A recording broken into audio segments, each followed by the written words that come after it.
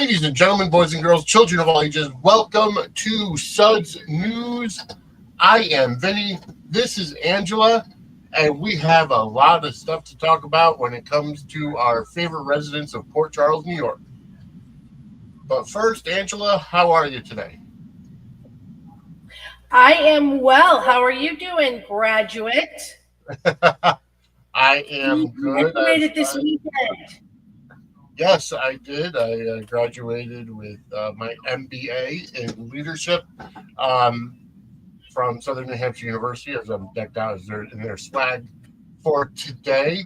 It was actually a great deal, and thank you for all the congratulations online and everything else. And yes, if you notice on my Twitter and Facebook, I did add the 3 letters MBA to my name.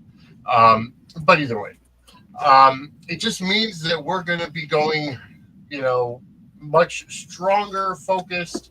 Although it's kind of a misnomer because I still have 4 weeks of class left. They had me walk a month early, but whatever, it is what it is. But it just means that I'll be able to focus more on the podcasting and the petty prattle, which is ramping up a lot of stuff. Fill us in on what's been going on in petty prattle world. Well, we brought on a few more writers, and we're just really committed to making it a solid place for everybody to go for their soap opera and all other entertainment news. Awesome. And it's going to be really great. The changes we're making to it are really, really awesome. That's fantastic. I'm glad to hear it, and I'm glad to be a part of it. Hi, Steve. Hi, Amber. Come on, folks. Everybody who's watching, jump on in the chat, whether you're watching on X or Facebook or YouTube. You can jump in. You can react. You can put that like, the love, the hearts, the haha, whatever it is. You can go ahead and react, add those reactions. And if you're not subscribed yet, go ahead and subscribe to our page. Go ahead and hit that notification bell so anytime anything comes on, whether it's wrestling related, soap opera related, you will be notified first and foremost to come watch the content that's going on here. And we do have a lot to go over today. I do want to give a quick programming note. As I announced last week, Dockside at the Bay is going to take a brief hiatus while I do finish school. However, tonight there's not going to be an episode of Gate Crashers, simply because of scheduling conflicts and other stuff going on. However, we will air live tomorrow night at 8 p.m., Tuesday night, Gate Crashers. And remember, folks, there is no Beyond the Gates tomorrow because of soccer. So you'll get your fill of all the Fairmont Crest residents tomorrow night, 8 p.m. right here, wherever you're watching this show. Gate Crashers. Kim, Angela, and I will be going over the 3 days last week and today's episode of Beyond the Gates. That'll be tomorrow night on a special Tuesday night edition, 8 p.m. Eastern, 5 p.m. Pacific. Join us for that. All right, so where shall we begin? We've got a lot to go over. Hi, Quiet Star. Welcome to the show. We might as well start with Congressman. I guess he's Quartermain again, according to his treaty with. Not yet. Oh, not yet. Nope, not yet. They had to get the things done first that Tracy wanted, and then she would let him take it back. So he's still Congressman Kane or Congressman, Cutthroat, or what was the last one? I don't remember. I think it was something like Congressman Cad. Was that they called him Congressman Cad. But I call him Congressman Quarter King. Yes. So. Yes. Either way, we are. I'm sorry, but I enjoyed Cameron Matheson throughout this entire week of Cameron Matheson had been artfully done.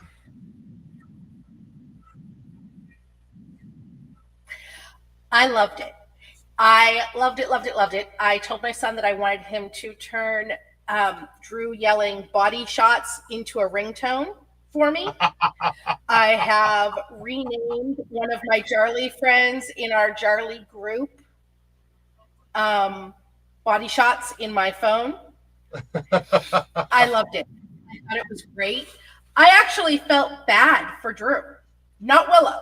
Willow, I did not feel bad for, but I felt bad for Drew because he was set up, and I'm sorry,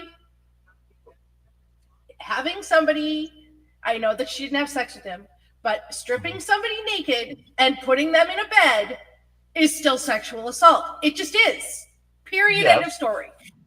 And I feel bad for him because, he didn't do that. Agreed. But again, did not feel at all bad for Willow. Her whole, how could Drew do this to me? I'm like, I wish he had cheated on you, you faithless skink. Yeah, I completely agree with you. I didn't feel bad for Willow, but you know who I have to say I felt bad for was Brad. Yes. I really did. Like, I know Brad could be a slimy character, but and he was trying to blackmail Portia again and everything. But honestly, I just feel like he's getting the short end of the stick again because Portia's like, oh, well, who are they going to believe, the chief of staff or an ex-con? Yeah, that was, not nice. That was, I did feel bad for Brad there. And I don't feel bad for Portia with what's coming next. Or Nina. No, I don't either. I really brought it on themselves. They did. I agree. And, it's not funny. It's something where a stereotypical soap trope, something like this, is seen in such a different light nowadays. Like, you look at a lot of the stuff from the 80s, 70s, not ever saying that it was right, but it's more along the lines of we're in a different society now. So whereas in the past, you would look at Drew as getting what he deserved, but now it's like, well, even still, it's not cool. It's not. And that's, the thing is that it's not.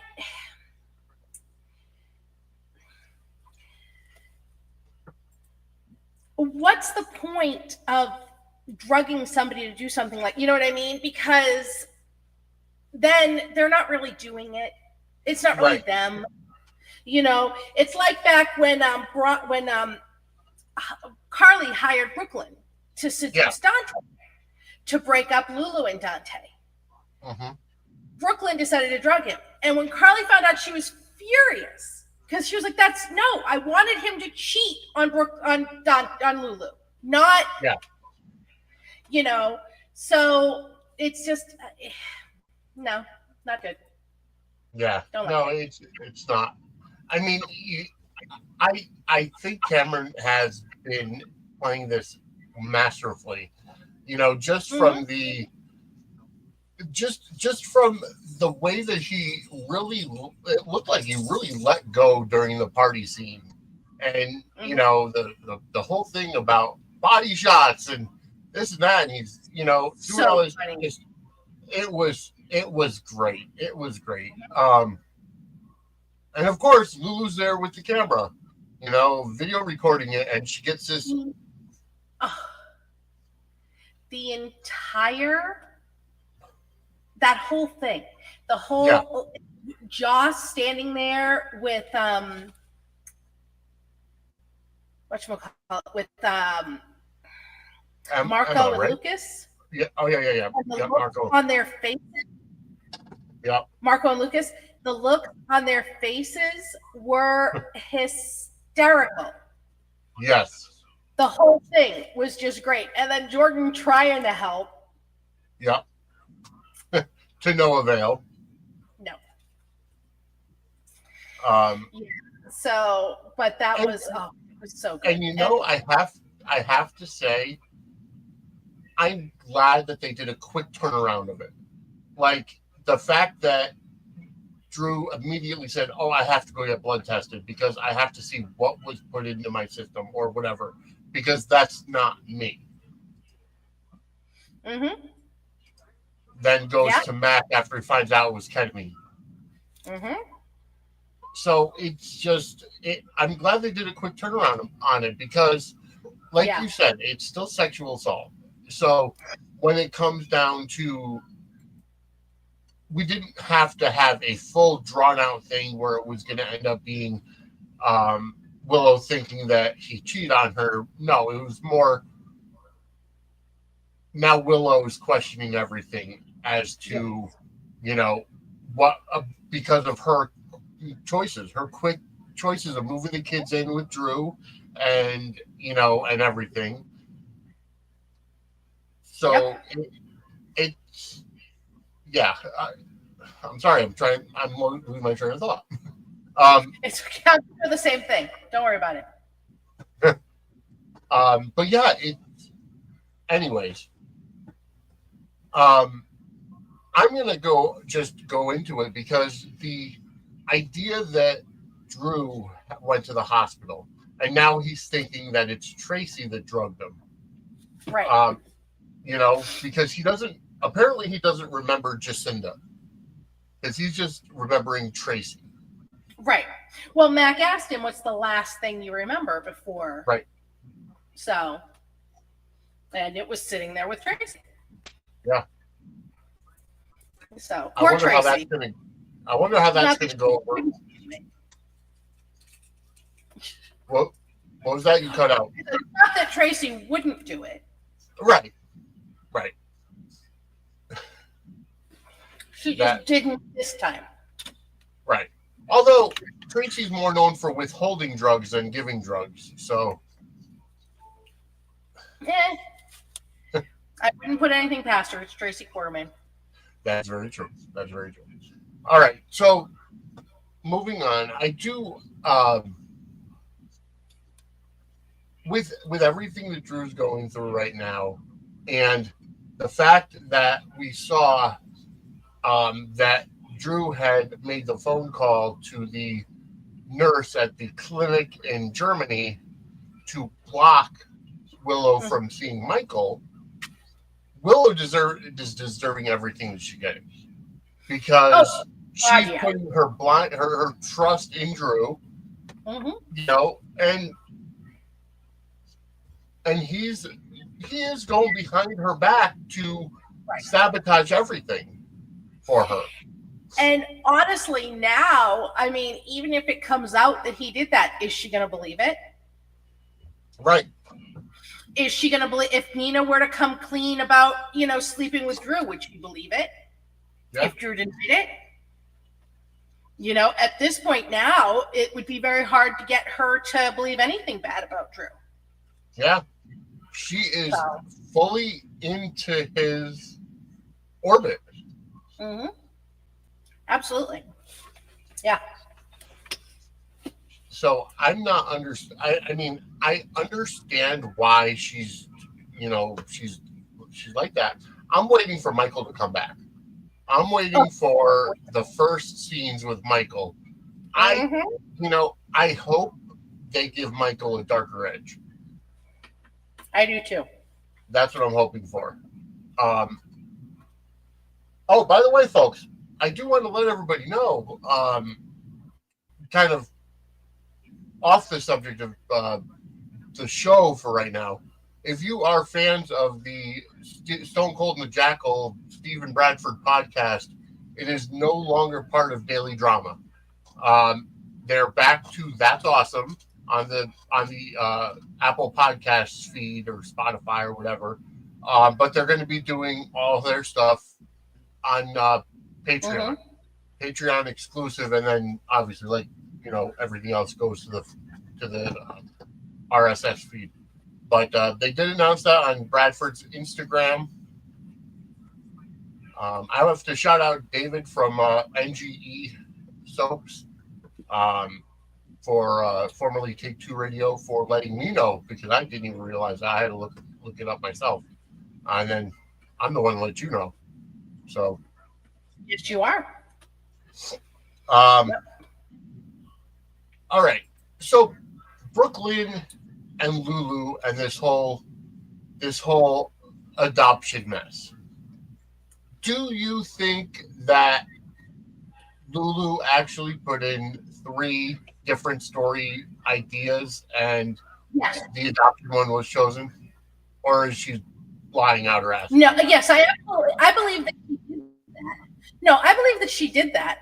It's, did she put in 3 that were equally interesting? See, here's my thing. I think that she did. I think she submitted 3 ideas, and I think that she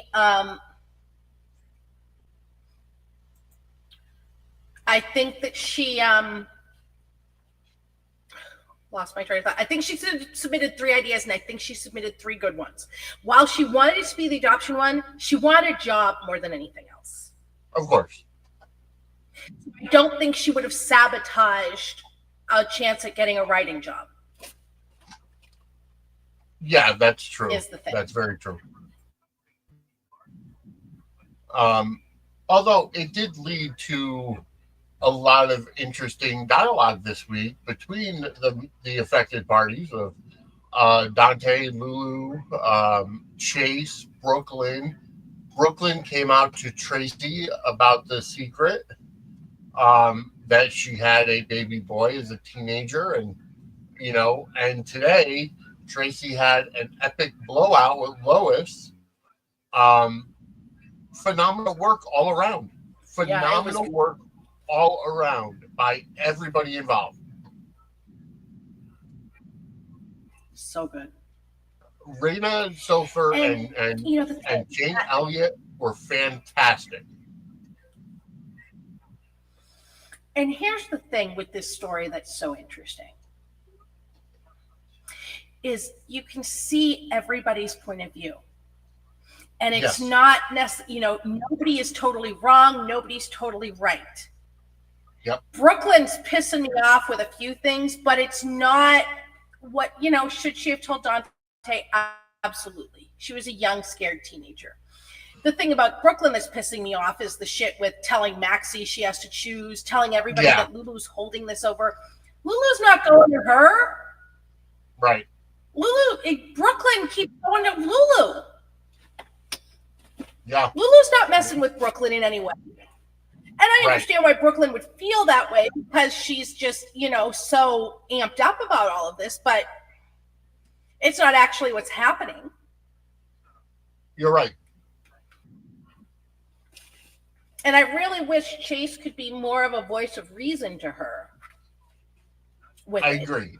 Yes. But I think Chase wants the secret out. I think he does too. I mean, I think he's holding back just as much. And I think he thinks the best chance is Lulu. And that's why he keeps going to Dante about confronting Lulu. Right. And then, and at this point, it seems like everybody knows except for Dante. Because like the conversation between Lulu and Carly today, which again was fantastic. And I like the thing that Lulu brought up to Carly, saying, and then somebody paid Brook Lynn to seduce him, to break us up at one point. But everybody's telling Lulu it's not her secret to tell. Yes. And, Lulu has a point saying that Dante should know. But everybody's telling her no. It's up to Brooklyn. I kind of think they might be setting the stage for it to become Lulu's secret to tell. They've dropped a couple anvils. Mm-hmm. the whole conversation with Laura. Yep. Where Laura's first thing was, is the child in danger? And then it was, telling her about how she didn't come clean about Nicholas till Lulu was sick as a baby and they needed his, and then telling her that it didn't involve her, so it wasn't her secret to tell. So my first thought after that conversation, I was just like, oh God, something is going to happen to Rocco. Yep. And he's going to need something that Charlotte's not a match for. Yes. Yep. And then it becomes Lulu's secret to tell. Yes. Mirrors that situation. And then, of course, Friday, we have Rocco passing out from drinking, and today he's having his stomach pump. Is there something deeper going on with him? Yeah. And we also have Dante furious at Gio. Yeah. So is he going to try to, prosecute, press charges against Gio? Mm-hmm. Even though Gio didn't do anything wrong, but, he's just the outrage for Dante's, he's just the outlet for Dante's rage right now. So then will it be Brook Lynn going, you can't do this to Gio? He's your, there's so many. I have a feeling, I have a feeling it's going to come out similar to the way that it came out that Dante was Sonny's son. That Dante is going to be furious at Gio, and that's when Brook Lynn comes in and says, wait, he's your son. Obviously he's not going to get shot. Dante's not going to shoot him, but it's still going to be something to that effect. I kind of have a feeling,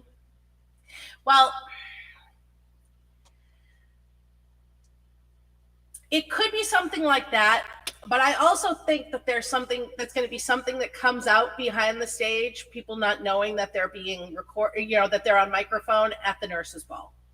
Yeah. I kind of more think that that's going to be Carly finding out that Nina and Drew slept together and confronting Nina about it backstage. That could be, yeah. With Lucy's which that just came out of nowhere, them bashing Carly. Yeah, that was strange. She doesn't make scenes at the nurses' ball. No, that's Lucy. It was just, she's just a convenient bash, it's insane, but whatever. But that kind of foreshadowed something like that to me. Yeah. Happening. No, I agree. So it could be the Nina Drew secret, or it could be the Gio thing. It could be Lulu and Brook Lynn arguing because Lulu's like, my son is sick. Right. But we'll see. It's all happening in May. It is. It is May sweeps, folks, because it's all going to be happening. It's all going to be happening this month. Those right. two secrets, I think, definitely come out this month. I know Gio does. Gio, yeah. And I'm pretty sure Nina and Drew sleeping together does as well. Are you surprised that Tracy was so accepting of Brook Lynn's Not at all. view? I was not surprised. I knew that Tracy would be. Tracy loves that girl. Yes.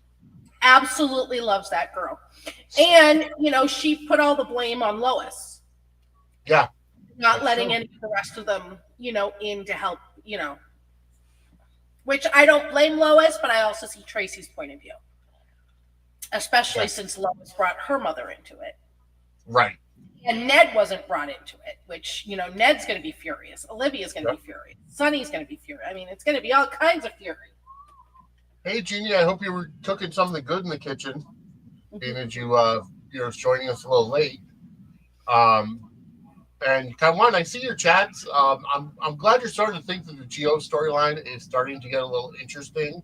And the thing with Lucy and bashing Carly, because he's right. Lucy's the one that usually makes the spectacle and is seen. Right. That's I'm just like, that was some projecting on Lucy's part. Yes.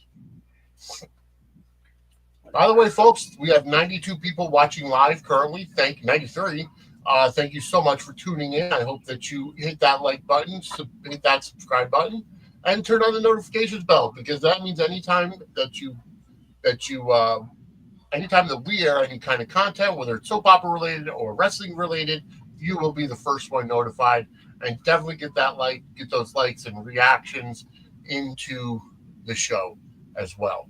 All right. So we've got, let's see, Portia, and we kind of touched on it. Portia and Brad, Mm-hmm. and Portia and Nina, and I just don't understand why Portia was that stupid. yeah, I don't understand either. They write Portia as someone who doesn't think things through, Mm-hmm. and I'm sorry, but as chief of staff, as a doctor and a chief of staff of a hospital, you have to be able to think 3 steps ahead. Now, what could it have been her idea the whole time to frame Brad? And that's why, she had Brad get the ketamine together. That's always a possibility. Could that be it? No, I think she just thinks that Brad is too afraid of her and too afraid of losing his job and his connection to Lucas to do anything. But then Brad immediately went to Lucas and saw him with Marco. So as far as Brad goes, he has nothing left to lose. Yeah.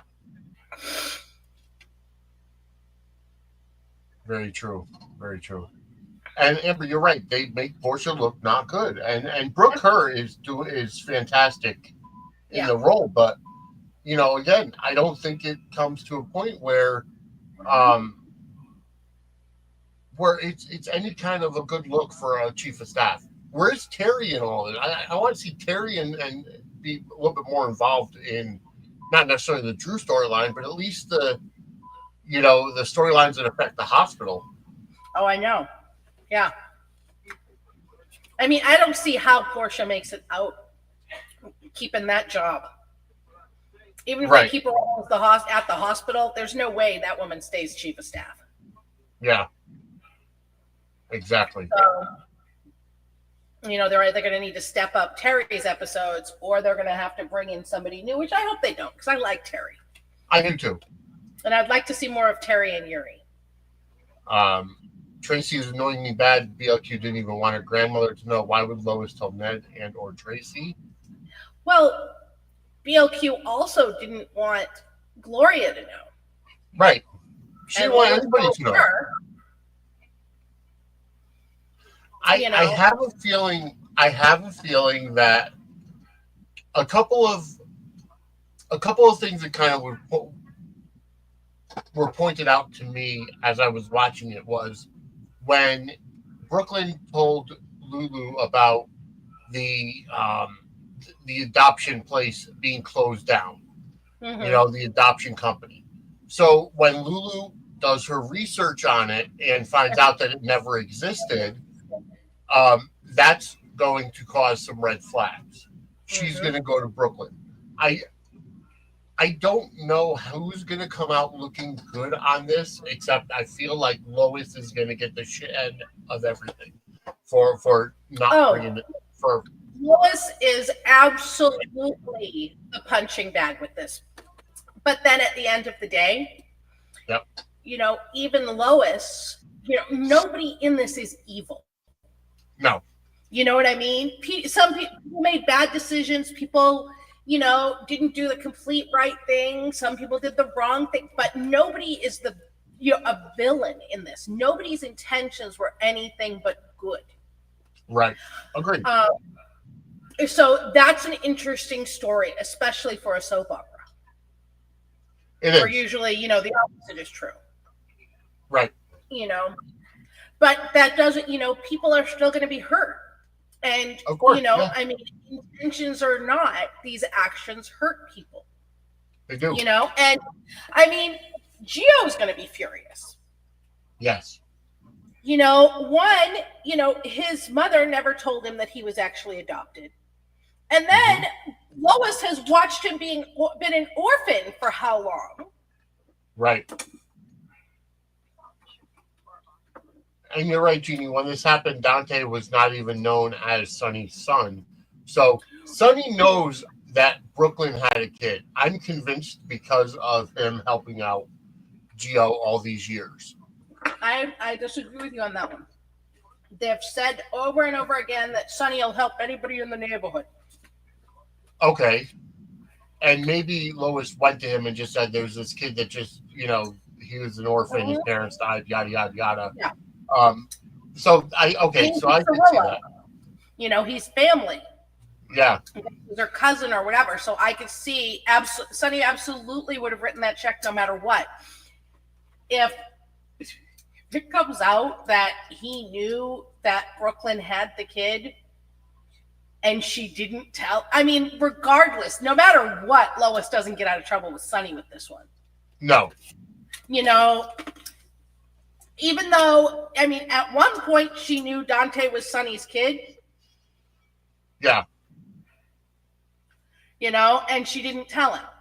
Right. Her and Olivia's going to be furious because Sonny has nothing to do with why she should have told Olivia. No, you're absolutely right. Her and Olivia were best friends, and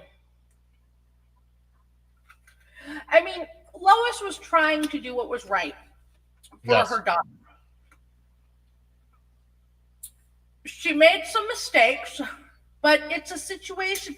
This is what I was saying, quite sir, is that it's not, no one's the bad guy. Right. But no, it's not. But regardless whether or not right actions, wrong actions, people are going to have feelings and people are going to be hurt and people are entitled to their feelings. Yes. Dante's entitled to be mad that no one told him. Olivia's entitled, Dante more than anybody. And I think Dante and Ned. Yep. Because Ned absolutely should have been told what was going on with his minor child. Of course. Yes, I agree. Who he was a very active father to, according to show canon. Right. But the decision that she made that was best for her daughter, was something that was not best for her best friend and her best friend's son, who was also the baby's father. Was not best for, one of her best friends, Sonny. Right. And at the end of the day, was not best for Gio. Because, after he ended up an orphan. Yeah. But it's an interesting story. And it has long-reaching tentacles, which I love. I love a story that has to do with a lot of people. Yes, you are correct on that. I agree with you completely. All right, so speaking of reaching out to a lot of people, we're actually going to go to this a little early today. We're going to put in some time travel, shall we say, and we're going to go... We're sending you back to the future! We're going to go to today in General Hospital history, and I am going to turn it over to Professor Angela. Okay, going back to April 29th. This one isn't really GH, but it's a very important one for soap operas in general. April 29, 2005, William J. Bell died. He had been the head writer of As the World Turns, Guiding Light, Days of Our Lives, and he co-created Another World, Bold and the Beautiful, and Young and the Restless. Wow. In General Hospital. In 2010, on April 29th, Dante ratted out Michael right before Sonny's verdict was read in his murder trial for killing Claudia Zaccara. And that was what led to Carly and her plan. April 30th, 1998. Carly said a tearful goodbye to Michael before being transferred to Shady Brook after she shot Tony. 2001, the Quartermains were stunned when Sky announced that she was Alan's daughter. It turned out that she wasn't, but he later adopted her. 2015, Nathan told Britt they were actually siblings and not cousins. Yep. May 1st, 1986, Kevin was revealed as Lucy's secret lover. Wow. Yep.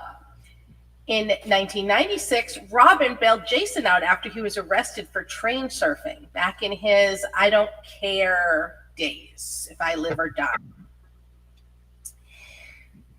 2008, Maxie and Spinelli shared their first kiss. 2013, Carly and AJ slept together. That was amazing. It was so much fun. I remember that. Yep. 2015, Rick's lies about Jake and Hayden were exposed after he proposed to Liz. Yep. And Nick told Elizabeth that Jake was really Jason. Mm-hmm. Also, Brett proposed to Lucas. Yep. May 2nd, 2001, Tamara Braun premiered as Carly. 2023, Victor made Liesl inject Valentin with the deadly pathogen to see if the antidote would work. That's quite a risk to take with your kid. Yeah. May 3rd, 1996, Sonny and Brenda kissed while snowed in together in a cabin. 1999, AJ and Carly got engaged. May 4th, 1993, Dominique passed away in Scotty's arms. 1999, some of the best scenes that year. Luke and Laura were overwhelmed when they had to clean out Lucky's room after he died. In 2006, during a girls' night at Jake's, Robin, Elizabeth, Emily, Kelly, and Lainey all had fantasies about kissing Patrick.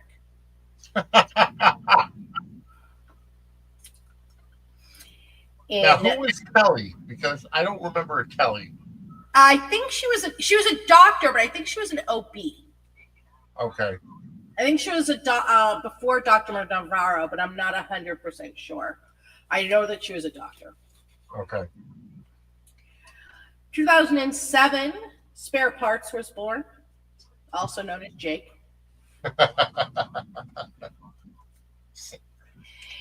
May 5th, 1981, Laura and Bobby agreed to try to get along for Luke's sake. In 2009, Lucky and Elizabeth decided to try again. 2010, Lulu and Dante made love for the first time. In 2015, Liz decided not to tell Jake Doe that he was Jason. Now, another amazing soap opera thing that happened May 5th happened in 1935 with the birth of Doug Marland. Now, as most of you know, Doug Marland was a very famous soap opera writer. He wrote for Another World, The Doctors. He was head writer for GH, Guiding Light, As the World Turns, and Loving, which he co-created with Agnes Nixon. He was integral to the Luke and Laura pairing and created the character of Bobby while head writing General Hospital. And As the World Turns, he introduced the first gay male character to an American soap opera. And he worked on As the World Turns until his death in 1993 from complications from surgery. He was nominated for 7 Daytime Emmys for writing and won 3 of them. And in 1993, got the Lifetime Achievement Award. Now, what Doug is most known for nowadays with soap fans is his rules. He had given an interview to one of the soap magazines with his rules on how not to ruin a soap. And they're still talked about a lot. And these rules are, number 1, watch the show. 2, learn the history of the show. You would be surprised at the ideas that you can get from the backstory of your characters. Mm-hmm. Read the fan mail. The very characters that are not thrilling to you may be the audience's favorites. Be objective. When I came into the show, the first thing I said was, what is pleasing the audience? You have to put your own personal likes and dislikes aside and develop the characters that the audience wants to see. Talk to everyone, writers and actors especially. There may be something in a character's history that will work beautifully for you, and who would know better than the actor who has been playing the role? Don't change a core character. You can certainly give them edges they didn't have before, or give them a logical reason to change their behavior. But when the audience says he would never do that, then you have failed. Build new characters slowly. Everyone knows that it takes 6 months to a year for an audience to care about a new character. Tie them into existing characters. Don't shove them down the viewers' throats.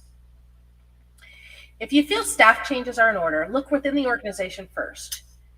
Procter & Gamble does a lot of promoting from within. Almost all of our producers work their way up from staff positions, and that means they know the show. Don't fire anyone for 6 months. I feel very deeply that you should look at the show's canvas before you do anything. And last but not least, good soap opera is good storytelling. It's very simple. So happy birthday in the great beyond, Mr. Marland, and thank you for all you have given us.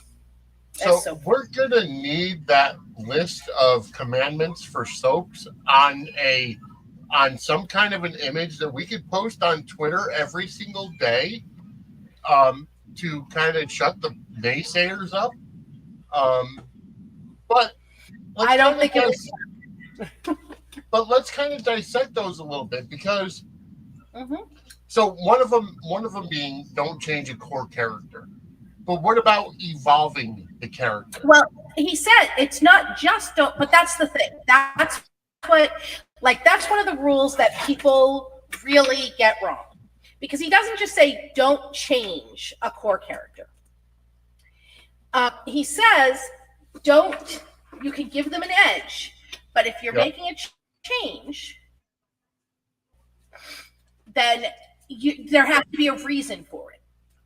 Okay. You have to give the audience a reason. Don't just change them out of the blue. You have to give them a reason.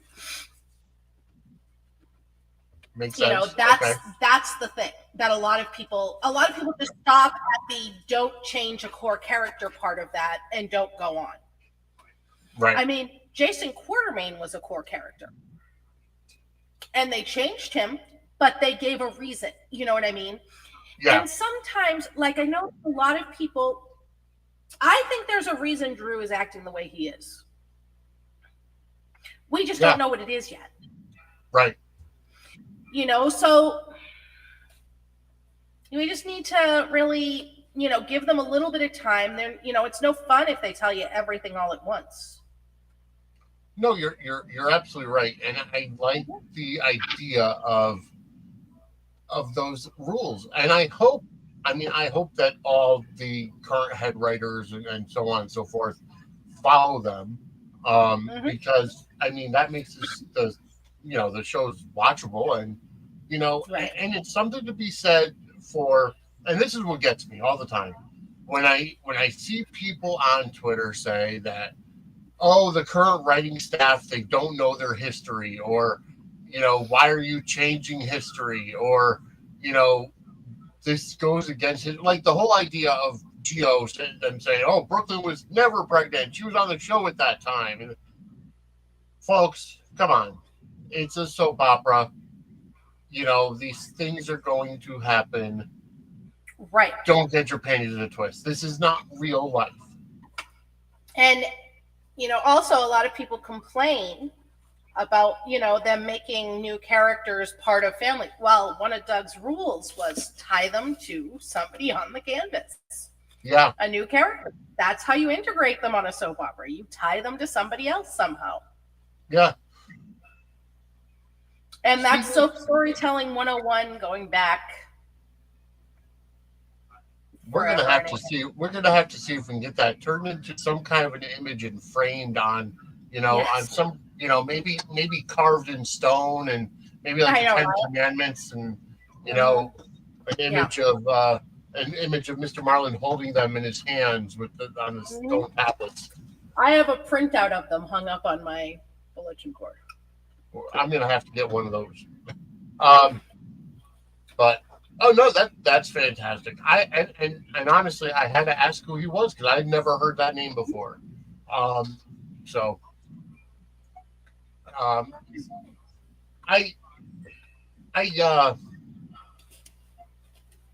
Quiet Star did chime in and saying, you're right. Dr. Kelly was Carly's doctor when she was pregnant with Lady Jax and Joss. All right, so we gotta address this. Amber says, speaking of Lucky Liz, they're missing. They haven't been on this week or last week. It's been a little while. Now, Jonathan Jackson, even though he's full-time, he does have limited dates. He does.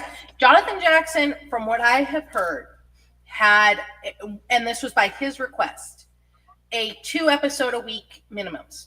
And that doesn't mean that he's going to be on 2 episodes every week. Works out like that over the year. He did not want to work a lot. He did not want high minimums. He wanted 2 episodes a week at tops. Now, as far as Becky goes, when you look at Becky's numbers from this time last year and this time the year before, she's over by a lot, by I think almost 10 episodes, which is 2 weeks of episodes, which is a lot. Yeah. So they're kind of sitting her down for a little bit because Frank does not pay people does not pay over their minimum, does not want to pay them over their minimums. He doesn't like to waste minimums either, but he's not going to put her on just to put her on because she hasn't been on for a couple weeks if he doesn't have something that he needs her to do when she's over, you know what I mean? Because if they kept her on the pace she was, she'd go over her minimums for the year. And if there's one thing that Frank is good at, it is the budget. Yes. He does not go over minimums. He has it down to the nickel and dime. And that's why we have a show. And I know that it can be very frustrating to not see your favorite for a while. I mean, I've gone through those droughts, even with Carly. There'll be times you don't see her for a couple weeks. I mean, it's not as often. I understand that. I'm not saying it's the same, but there are times. And I have other favorites, and it's hard. But you also have to remember, this cast is massive. Yes. And they're telling a lot of stories. Yep. So. Yeah, the stories are fantastic. Mm-hmm. It seems like just about everybody has a story or is involved with a story. We very rarely see characters on there that have nothing. Like, we haven't seen Aunt Stella in a while, but they really don't need her right now. Right. Felicia's filling the role of the patient advocate, and Trina and Curtis. And Felicia's on, right. Felicia's on contract. Stella is not. So right. Exactly. But let's see. We did see Kai go in for surgery this week. He hasn't come out. It's been 2 or 3 days now that he's been in surgery. We haven't seen the outcome of that yet, but it's being documented by a film crew because of Drew. And how do you think this is going to come out? Do you think it's going to be successful? Do you think that it's going to leave him? I doubt it'll leave him paralyzed. I don't know. I go back and forth around. Yeah, I don't know. Part of me says, I don't think they'll leave them paralyzed because, that's what happened to Curtis. But that's what happened to Curtis. So, and they've been talking about that a lot. So that was maybe some big anvils. I don't know. I could see it coming out that he's paralyzed. I could see it coming out that it works perfectly and he gets to go back to football. I could see it coming out that he's not paralyzed, but they weren't able to fix the damage and he can't go back to football. You know what I mean? I could see all 3 of those pathways very, very clearly. Yes. And to me, that's good storytelling when Agreed. I don't know what's going to happen next. Yeah. I will tell you one part of this that wasn't an integral part of the story, but I really, really loved was when Trina wanted a break from the film crew. Yes. And Emma and Joss got on either side of her, and the film guy, the camera guy wanted them to, was like, well, can you guys sign releases? And Joss is like, that's a no. And Emma's like, talk to my agent. And then he said, well, can you guys move? And they just refused to. Yeah. I loved that friendship stuff. I did too. I like what they're setting up with Joss and Emma. Mm-hmm. And we'll get back to that in a moment. But I like Trina's role in here. And I know people are complaining because Trina's not the main point, not main focus of the story. But she's involved with this story. And she's an integral part of the whole Kai character. Like Kai was brought on for her. I think she's got more point of view about this than he has. Yeah. She's talked to everybody about this. You know what I mean? He's pretty much talked to her and the people she told him to talk to. Yeah, exactly. I kind of feel bad that we're not seeing his characters, or his parents. You know, like this is a college student going through a major surgery, and the parents are nowhere to be found. Right. I mean, hell, we even got the parents of Adam, you know, when he OD'd and everything. And we got those parents, but we don't see Kai's parents. Well, you know, maybe he's not telling them, or, you know, I mean, there may be more to the story, you know? Yep. Yeah. Maybe they have a plan for his parents. We'll see. No, I hope so. I hope so. But I agree. It could go either way. I'm still hoping. I'm still hoping for the story where he can't go back to football, but he goes into a WWE career. I mean, that's my hope. Because, folks, this is Suds and Squared Circle Media, so we worry about the Suds and the Squared Circle. You know, so that's my hope. You know, I mean, it would be great tie-in and great crossover, but, you know, it is. That's my hope. Either that or Stephen A. Break comes in as Stephen A. Smith and, you know, kind of breaks the fourth wall saying you'd be good as a sportscaster. Yeah, something like that would be cute, too. But I do like Kai and Trina. I don't agree with the you know, opinion online that they're boring or Kai needs to go because Trina needs her own thing. She still should be grieving over Spencer. I mean, that's never going to die, that whole Sabrina thing. And people say, oh, well, you know, Kai's going to make it through and then Spencer's going to come back and this and that. Oh, God. I don't think Spencer's coming back anytime soon, if at all. They have absolutely no interest in bringing that character back right now. They contemplated it. They even had auditions. They decided to go a different way.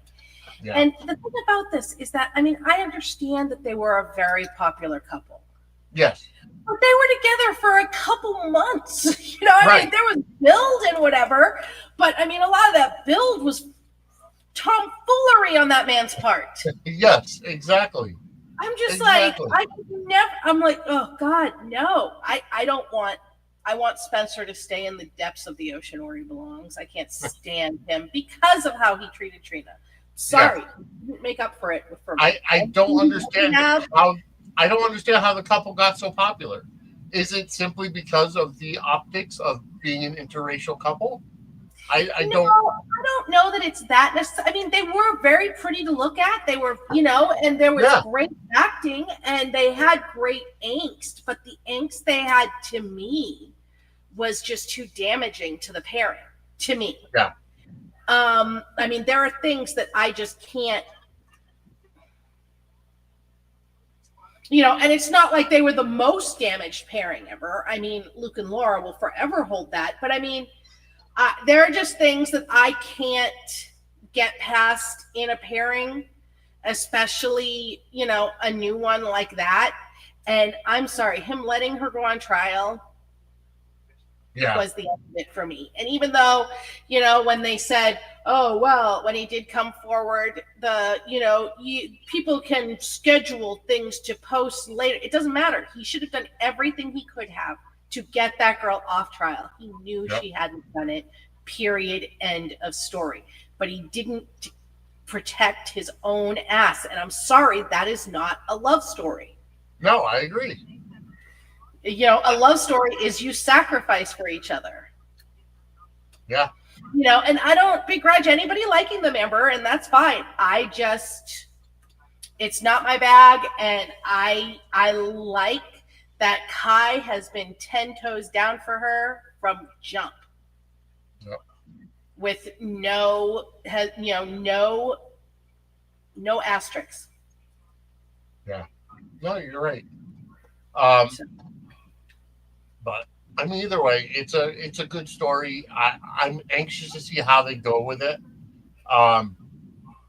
I'm anxious to see where they go with it and how it comes out. But we still have more hijinks to go over. Yep. So I was listening to Pier 54 earlier this morning, and Shannon and Amanda both made the same comment that I'm going to bring up now. Do the writers really think that in early May in northern New York, upstate New York, that kids are really going to be in their bikinis? Because it's only in the 60s, and this is at night. The water is freezing cold, which they did mention, but there might be a weather disconnect there. Here's my thing, is that, I mean, I wasn't, no, I mean, I was. I mean, I spent my last year and a half in high school up here. And once the snow was off the ground, you know, we were at the beach. I mean, we weren't spending tons of time in the water, but we were. No, I get that, but I mean, it's still. And here's the thing: is that we did get into the water, right? And it was freezing cold, and we went to lakes around it. It was freezing cold, and there was a quarry in Quincy that, you know, we were taking our lives into our hands, and we would dive into, or they drained it, sadly. But oh yeah, we young kids are. You're from around here. You guys didn't. No, I mean, I can't say that I was a normal teen because I was always one of the misfits because I was a wrestling fan. But, you know, I was more into the whole metal crowd and went to okay. bands, You guys were going into the water. Bands and everything. You know, I was never really a beach fan until I got older. Oh yeah, I've been a water baby. I could swim before I could walk. And I remember, I mean, when it was like really warm out, I would literally walk in, because when I was in my high school, they only took attendance in homeroom. I would walk into my homeroom class with my bikini top and cut off jean shorts, carrying my beach bag and beach chair. I mean, it's like and my homeroom teacher would just be looking at me like, "Are you serious?" Like, I'm here. Let's go. Yeah. We were. All righty. Well, that's going to be the clickbait headline for this week. It was all. We also. I remember also during last Christmas, when Joss was in that dress. Yes. With the hot slit, I saw people online going, "No one is wearing something like that." I'm like, I can show you my daughter's Instagram pictures, and that will show you them and all of their friends are absolutely doing that. And they all have a saying. It was, you know, hoes don't feel cold. They're hoes, but that's their joke. Yeah. So, yeah, they absolutely are. Well, I got to say it. This week's What the Fudge moment of the week is the fact of Vaughn coming on to the college party and daring Emma and Gio, which obviously was to get Emma away from her flash drive, but daring Emma and Gio to get into the cold water of Lake Erie or wherever they are. And, you know, coming out of the cold water to tell them it's so refreshing and it's good for the health.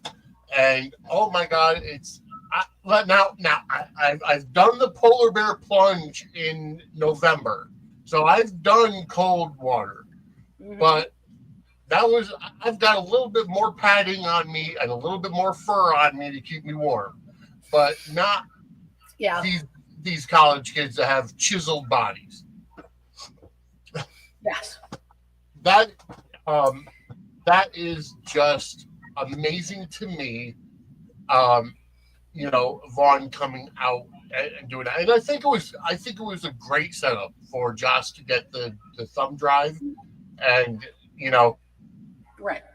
I don't know how she corrupted it so quickly, but that's something I would. You're a key agent. That's what happens now. She has that training. Yeah, I get it. It wasn't all just kicking, Vaughn in the balls. No, I get that. She must have a mobile command center somewhere. Yeah, I'm sure she had like a laptop or something. Like, I'm assuming that's what they did. Yeah. My favorite part of that was when her and Danny came face to face and they both just stared at each other and he was all wide-eyed. She was like, neither of us heard or saw anything. Right. Okay. It was such a sibling kind of moment. Yeah, it was. It was really, great. really was. Carly's baby girl and Jason's baby boy. Yep. My Spencer Morgan family. I love it. Oh God, yes. It was, that party itself was a great scene, and it led to, Yep.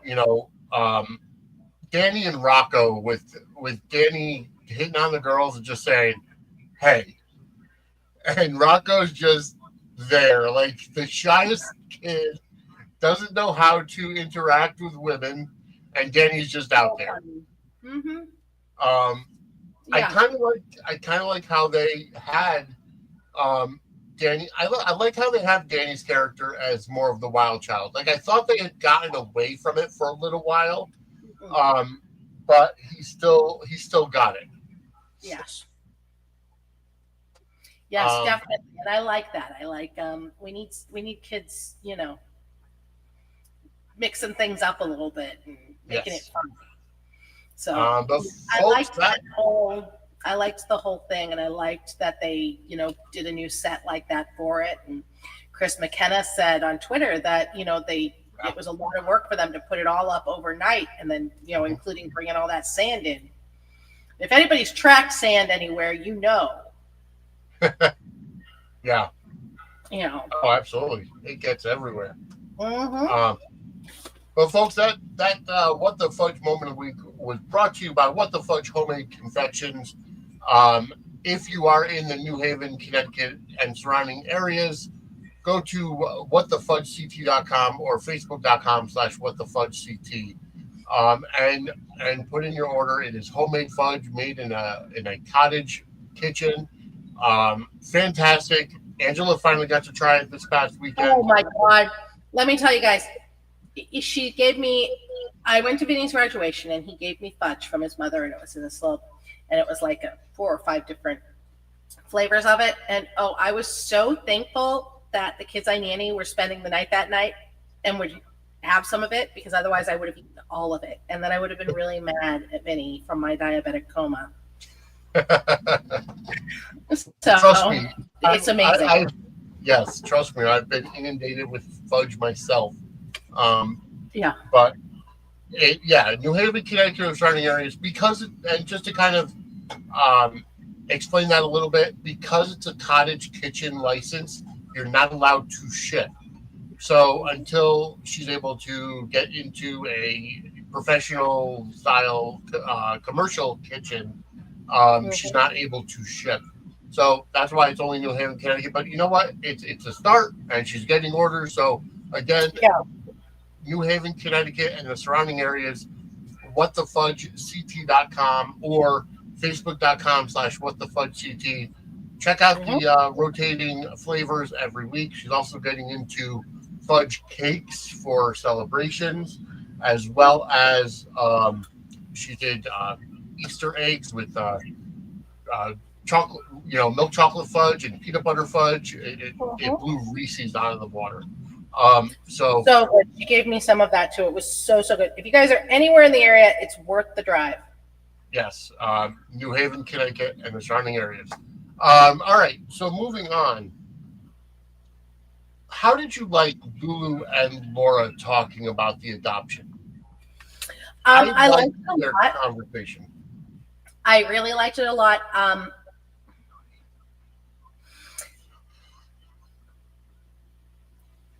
Without going any further than this, I think that that's how they're going to write Jeannie Francis off this summer, is that she's going to spend time with her mother, Leslie, because she misses her. And I think that was the beginning of this. I really enjoyed it. I liked the talks. I loved the history. Yep. A lot of viewers weren't watching. A lot of viewers weren't watching when, the stuff from when Laura was a baby. A lot of viewers weren't watching the stuff from when Lulu was a baby with Nicholas and all of that. I really loved those explanations of history there. Yes. A lot. No, I liked it because I learned something. Like I didn't know all that history, and I've heard snippets here and there from podcasts and whatever, but I'd never really known that history. Right. And the Spencer, the Weber clan, I guess you would say, is wrought with different adoptions and different siblings being found and it's really funny because Laura and Liz are related through adoption. Yeah. Which means that Liz and Lucky are also related through adoption. Through adoption. Yeah. Yeah. But then, then you have Heather Weber and Franco and all that stuff. It's all very, very incestuous. Yes. But that's a soap opera for you folks. Mm-hmm. And I do want to point this out before we move on with GH. I saw some people, and we'll get into it more on Gate Crashers tomorrow night. Remember, folks, tomorrow night, special night for Gate Crashers, 8 p.m. on Tuesday, the 6th of May. We're going to be coming to you tomorrow night, 8 p.m. Beyond the Gates is in their first sweeps, their first real sweeps. And I've seen people complaining because all of the secrets are coming out at once. And they seem that the pacing is a little too quick. So I wanted to bring that up here because my thing is this is their first sweeps. So they want to get a big bang into the get the ratings out there for this, sweeps month. Their first one. I don't even think that all the secrets are coming out. There are secrets coming out for sure, but I don't think it's anywhere close to all the secrets. So people, Hammer's looking for a nail. Yeah. So folks, remember, if you are a Beyond the Gates fan or you're a fan of this show or any of our shows here, tune in tomorrow night, 8 p.m. right here on these same channels that you're watching it on. And we'll be talking all about Beyond the Gates on Gate Crashers. Kim will be joining us, and we'll be going over the abbreviated week that was in the Fairmont Crest. So remember, folks, Beyond the Gates is not going to be airing tomorrow or Wednesday because of soccer. So it's another 3-episode week for the show. And Thursday begins the new Ted on Beyond the Gates. Yes. Keith Robinson. So, all right. So let's move on a little bit. Let's see what we have left. Let's see. All right. So we saw the aftermath of Sonny almost being killed through the injection, and then Brick just in typical James Bond mode with a silencer in a hospital just lifts up his hand and shoots the bad guy. I loved it. I fucking loved it. And I loved that The Daily Show did something with it too. I loved that. I absolutely loved it. I mean, that wasn't my favorite part of the entire thing with Sonny, but I really loved it. Yes, I did too. It was like a scene out of a movie. And even ESPN's first take that Stephen A. Smith is on did something about it. And they showed the scene and everything. Just fantastic work. And you know what? Stephen A. Smith is in his glory. He's a GH fan, and he's in his glory with it. Now, I've seen a lot of people speculate that Brick is behind the assassination attempt. I have my opinion on that. What's yours? It could make sense. The only reason why I say that is because he called the WSB to say you have someone of interest here to clean up, instead of calling one of their contracted cleaners, so to speak. Well, I seem to think that Brick might be working for WSB. that I could see. I could see Brick being the mole in Sonny's organization for the WSB. I don't think Brick was behind the hit, because why hire a hit woman to kill him just to kill her before she kills him? Right. Why not exactly. let her kill him and then kill her and say, oh, Yeah. I was trying to save Sonny, but I was too late. And that way you've gotten rid of the witness. Exactly. Yes. You know what I mean? Yeah. I think Brennan was behind it. I do too. But if Brick is working with the WSB, I don't think he knows that. I think Brennan was absolutely behind it. I think that Brick, because we're clearly coming to the end of the mob. You know, we've seen multiple times Sonny and Jason talking about it, and this week we had a visit from Mike. Yes, Max Gale. Yeah, Max Gale, who is a treasure to this planet, and and I liked how they had the detail of everything was Kelly's instead of Bobby's in the restaurant scene. Sonny and Mike were talking about, Sonny saying he has to get out. Right. Mike blaming himself for the choices he made and why Sonny became who he became. Great scene. I know you were hoping it was going to be Brenda. Of course. But I didn't really think that it was going to be Brenda. I always want it to be Brenda because I know what that means. But Yeah. I was fine with it being Mike. Honestly, I kind of thought it would be Mike because of the flashbacks. Yeah. With Donna, showing Mike, I thought that meant that it was going to be Mike. So it wasn't it's always a little bit of a disappointment just because, for what that would mean. But Here's my favorite part of all of that, though. Through going to LA with him. Yeah. Him going into the surgery, him cutting out of the surgery, him almost dying, him talking her into going back to be with Donna, which really did not take much. Mm-hmm. She did not give that man a hug or any type of kiss on the cheek, forehead, lips, anything. There was no hugging. There was no kissing. Brick got a hug. Jason got a hug. Jack got a hug. Sonny got no hug. Right. And when he introduced her to his doctor as his friend, she clarified that she was his ex-wife, so the doctor wouldn't think that she was that kind of friend. Right, yeah. She was just like, no. And as a Carson hater and Carly lover, I cackled and loved it all. And she also really got over, the attempt on Sonny's life really quickly when she was flirting with Jack. Yeah. And it didn't take a whole lot to convince her to. But you gotta wonder if Sonny in that situation, kind of coming to out of whatever anesthesia that he's coming out of, just to see a dead body at the bottom of his bed and just falling back to sleep. Like, okay, I'm clearly not ready to wake up yet.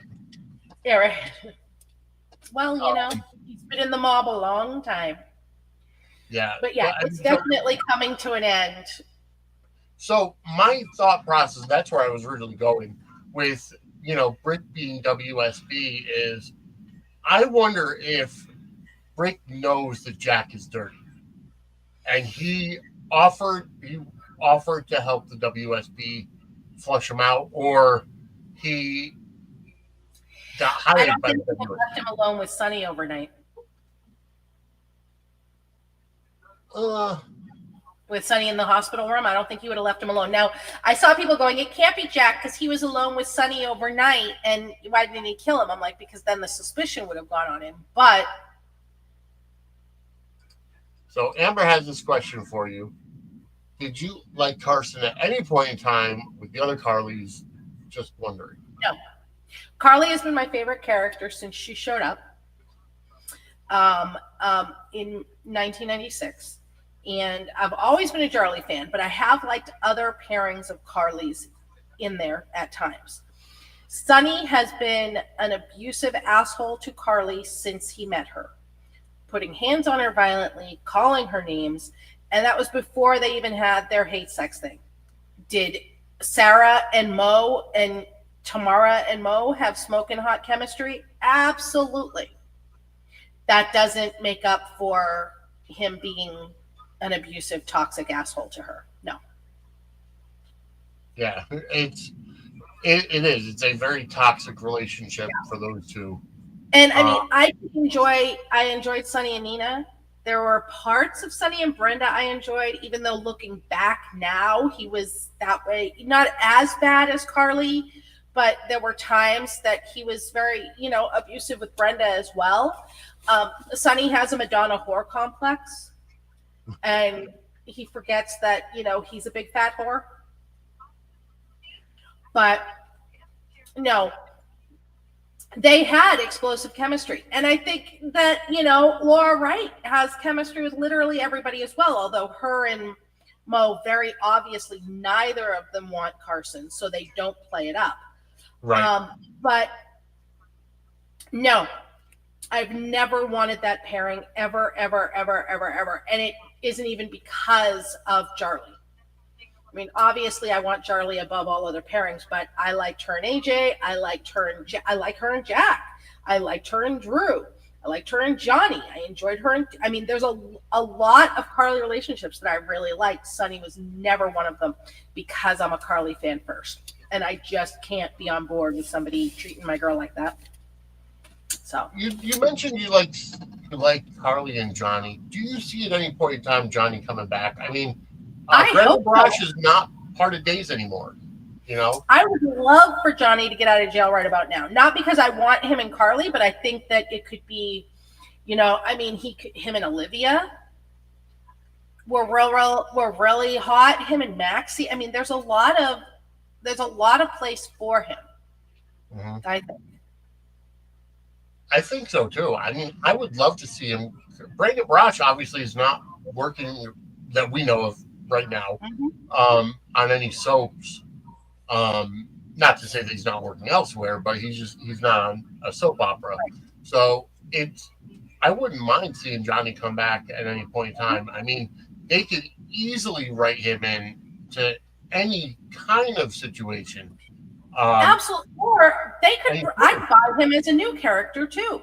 He's incredibly talented and incredibly charismatic. They could absolutely bring him back as a new character. They need men in that age range. They do. I'm so happy I'm making you laugh. I try. I try to bring joy wherever I go. And actually, tomorrow night, folks, on Gatecrashers, I'm going to air the video that Angela sent me of recording when my name was announced at my graduation on Saturday.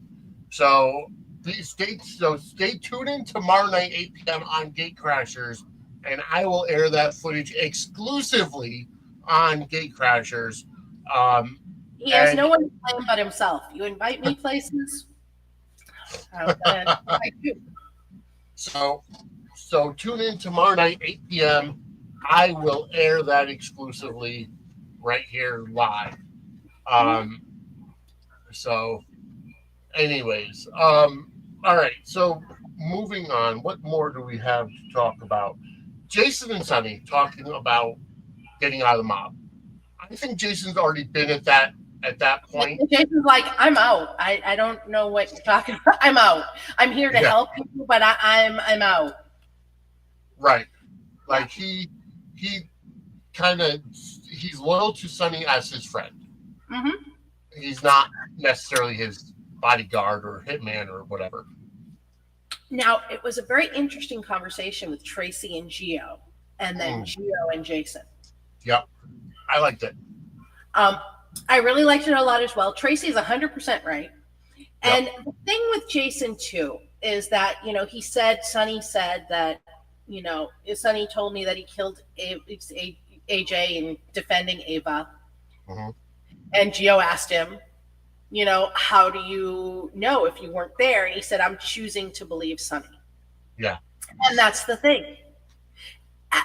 Sonny, I absolutely buy that. Yeah. Because lying to, his little sycophants or the little broken puppies that he takes in and makes feel better and, uses to, like he did with Jason, like he did with Stone, like he did with so many others. Sonny, his Svengali thing, he absolutely would tell that lie. And at this, Jason would absolutely believe it. That doesn't make it the truth. And I saw a lot of people on Twitter going, but that's not what happened. I mean, that's not what he said. He said this is what Sonny told him happened. Yep. And he's choosing to believe him. They're not rewriting any history. They're just, reiterating yet again, Sonny is a douchebag. And they're writing it from Jason's point of view, who was not in Port Charles at that time. Right. He was, right. Steve Burton was on Y&R, I believe, at the time. And it's just but that's how it is with Sonny, and that's how it is with a lot of things. You just got to take his word for it, kind of thing. Yeah. So, kind of circling back to the Savoy, we saw Anna talking with the new professor, Professor Dalton, and kind of getting some information. And then she starts to put two and two together, the fact that he came from the West Coast too. Uh-huh. So that makes the Emma storyline all the more interesting. And I like how Emma said, "Oh well, it's easy. It was easier to get into his class here because nobody knows his reputation or whatever." Mm-hmm. Was he the one that she had to, uncover that he was testing lab rats or animals? No, I don't think so. I think he's like an eco-terrorist guy who she thinks is like her and has the beliefs that she has. I'm waiting. I'm interested to see what happens because I know this week we get Brennan briefs or updates Joss and Vaughn. So I'm hoping we get more information about Dalton then. Yeah. I mean, because Joss went through all the hassle of getting the thumb drive and corrupting it. I'm wondering, did she copy it first and then corrupt it? Well, no, she did. She swapped it out with one that was corrupted. Oh, okay. Gotcha. All right. That's what she said, is that because she had two thumb drives. She had to give her the one that was corrupted. That's right. Yes. Okay. Yeah. Now I understand. All right. So, yeah. So do you think that Anna's going to get involved now that Dalton, she and Dalton are kind of absolutely chatting? I think that Anna's on her way back to the WSB, so she's actually absolutely going to be involved in this story. Yeah, I agree. I think that they're going to beef up the WSB. I have a feeling Jordan is going to end up the commissioner, either the police commissioner or the mayor of Port Charles. I think Jordan will end up mayor. I think Mac will end up police commissioner, and Dante will end up with Mac's job of chief of detectives. That would work for me. I like the idea of kind of focusing more on the good guys rather than the bad guys. And then, we'll still see mobsters occasionally, but it'll be them coming to town as bad guys that the PCPD and the WSB have to take care of. Yep. And not to mention, Sidwell's going to stay a thorn in the side as well. So, he's going to become the, the new bad guy that with a heart of gold and, that we love to hate or just, want to have on our screens.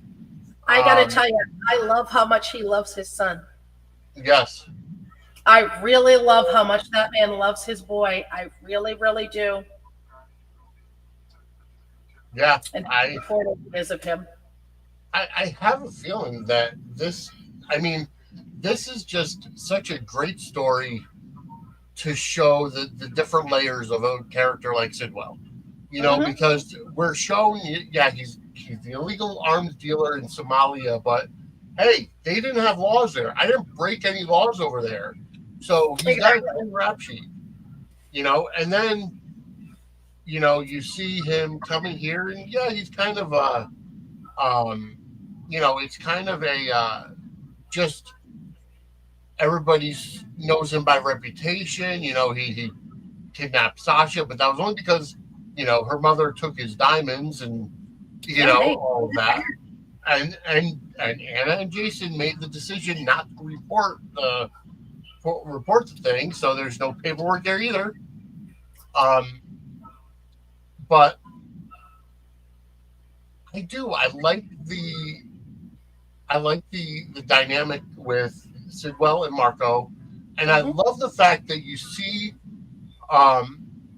you kind of see the tides turned on Natalia a little bit. Yes. Because Natalia is obviously somebody who Ava LaRue is a fantastic actor. That's not up for debate. But the fan base see her as a horrible character because she's a bigot and a homophobe and this and that, the other thing. She doesn't agree with their ideals, so she's hated. Even though she did, kind of have somewhat of redemption to come out and say, yeah, I had skewed views because of my upbringing, and I may not ever really, understand it or really like it, but I'll accept you and tolerate you, whatever the case may be. Right. But with Marco coming in now, and the fact that both of her kids are in the LGBTQ plus community, kind of is karma alone for her. Oh God, it's so much karma. It's so much karma. I'm still hoping that Blaze comes back for the nurses' ball. Me too. Very much hoping this. I really hope so. And because I would love to see interplay between Marco and Blaze, Allie, regarding everything. And the dynamic between Marco and Natalia is just like, you never accepted me for who I was, Right. And I love the fact, I love the conversations that Marco and Lucas are having. They're kind of sharing their upbringing, their stories. It's just overall that it's very good storytelling. Right. And I liked that we saw that little moment with them today. It wasn't a big thing, but it's important to see those relationship building moments. Yes. That was one thing that the twins, Dan and Chris, when they were together, were horrible at. They were great at like the really big moments, but you're like, why are they engaged? Why are they saying they love each other? Why are they? We didn't see this build up. Right. We see the dates when we see little, things like today. That's the build, and I like that, and we need that. Yes, I agree. I like that they're focusing on the build, because they need to. I mean, that's the way it comes out. That's how you get people invested in a character, in a relationship, in a story, is you build it. And this writing team is doing a fantastic job of doing the build. Quiet Star said something. If you want to put it up, that I'm not a huge Sunny fan, that I wanted to address. So she said that she's not a huge Sunny fan, but Tracy's annoying, or neither Sunny nor AJ or Tracy are saints. Absolutely agree that none of them are saints. The reason I back Tracy with this is that there was nothing AJ did that made him deserve the death he got. Sunny had absolutely no grounds to kill him. Even if AJ had killed Connie, which he didn't, he didn't deserve for Sunny to kill him. And the thing about Tracy is, Tracy kept her foot on AJ's neck, but Tracy is very much the only I get to fuck with my family kind of person. And anybody else comes for my family, I'm coming for you.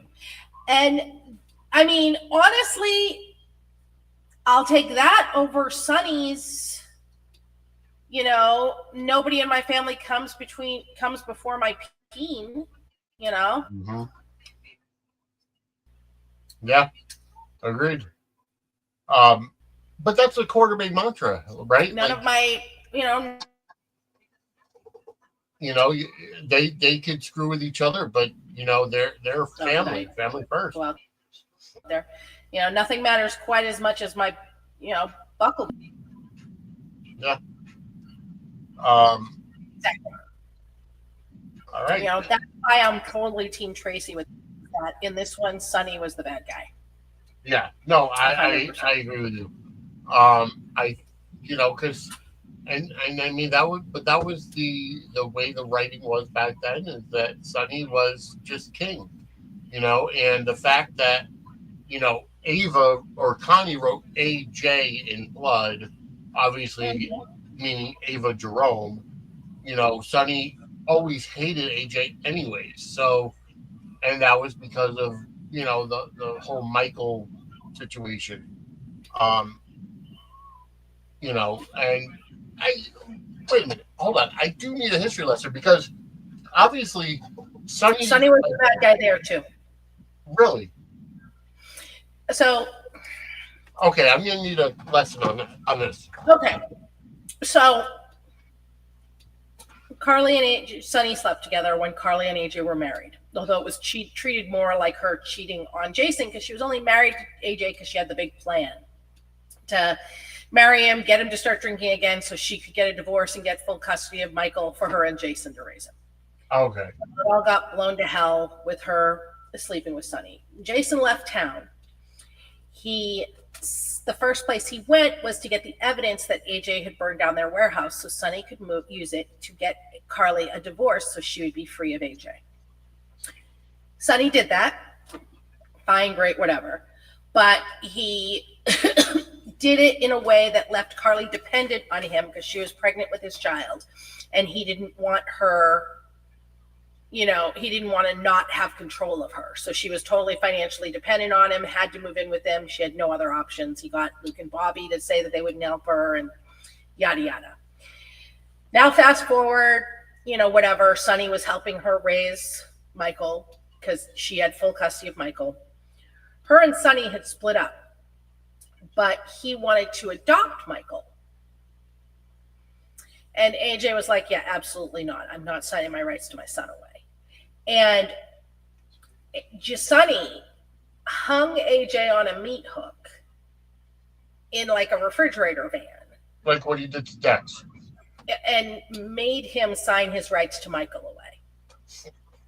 And then he went to Carly and was like, look, AJ signed his rights away. I want to adopt Michael. And Carly didn't want him to. Carly at first was like, no, I'm not making any kind of decision about this. And this was after her and Sonny, this was when Tamara was Carly. So her and Sonny have gotten together and split up again. They'd already been married, declared love, yada, yada, yada. But she didn't want to do anything until Jason got back. Yep. She wanted to talk to Jason about it. But Sonny pushed, and she gave in. She didn't find out about the meat hook until way later. Wow. But it was already done. And then AJ kidnapped the kids and faked Michael's death. Absolutely fucked up. Mm-hmm. And I'm not excusing it, but he did it because he wanted his son. Yep. Still not okay. But Sonny's the bad guy in this. Yeah. Between Sonny and AJ, it was always Sonny. It was always the bad guy. Period. End of story. Yep. Well, I mean that. So, yeah. And when you look back at things, Sonny has always been a villain, has been a heel. In relationships, and I don't understand. I don't know why he's so beloved. And don't get me wrong, AJ has his share of shit going back before, Sonny was ever on the show. Right. AJ did some nasty shit. He really did. But he's not a killer. He's not, those things aren't, that's not what he is. Sonny is a cold-blooded murderer by choice. Yeah. And yeah, he's always been. And he's beloved because just like Luke was, they played him as the bad guy with a heart of gold kind of thing. And it made Anthony Geary crazy. He didn't want it. He was like, this guy is not a good guy. He wanted Luke to end with Luke killing himself. Wow. He wanted the story of Luke hitting Jake because he wanted that to be the end of Luke. but they just wouldn't give him that suicide scene. Meanwhile, the other one, Mo, wants Sonny to be a mobster because he loves the mobster movies and all that stuff, and he wants to be able to play that out, but he also doesn't want Sonny to be a bad guy.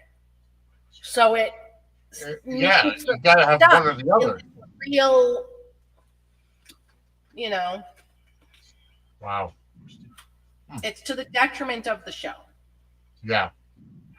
Well, folks, thank you for the 171 people that are currently watching.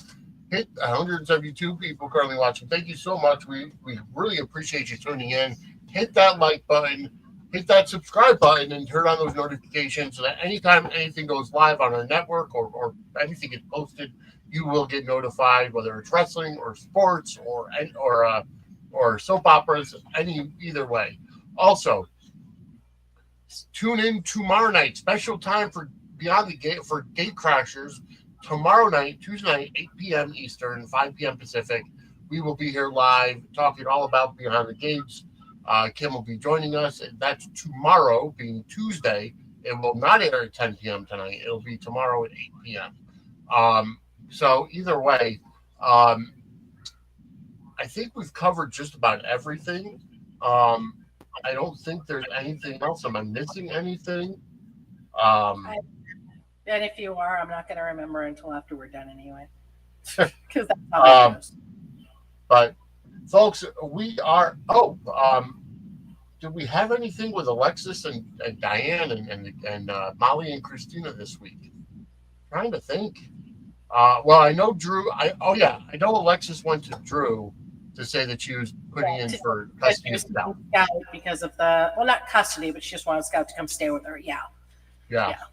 Because of the body shots.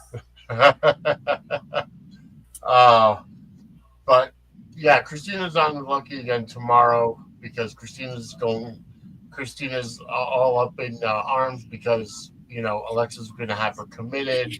And it really looks like Lucky's saying, "But is she wrong?" Right. And I love that. So yeah, you're right. All right, folks, we are out of time. It is. It's been great talking, as always, about General Hospital. And remember, folks, tomorrow, 8 p.m. Eastern, 5 p.m. Pacific, we'll be here with Gate Crashers, talking all about Beyond the Gates. But, Angela, where can everybody find you? They can find me at Brook Lynn 74 on Twitter and pettyprattle.com and parade.com. Because I am writing now for Parade. I've done 13 articles so far this month, and I had a bunch last month. And writing. After I get off here, I got a couple more to write, and it's been a lot of fun. It's been awesome covering soaps for Parade and other things. Awesome. All right. And you can find me, as always, at Vicky Suds on both Twitter and Facebook, at Suds Media on Twitter, and at Suds-Media for YouTube. Again, go ahead and hit that subscribe button, turn on the notifications bell. You can find me writing pretty soon. I'll be writing for pettyprattle.com and also suds-media.com as well. And like I said, everything going forward is going for RSS feed purposes.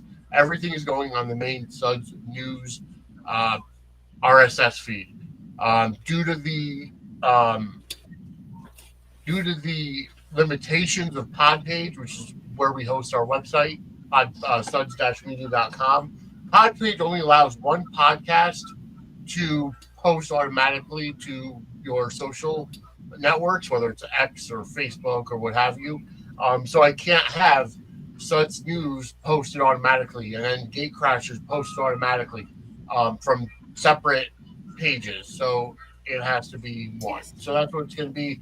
Every show that we have is going to be on the Suds and Squared Circle Media, Suds News feed. And that's what it's going to be. And that includes Suds News, Gate Crashers, Dockside of the Bay. They'll be returning next month.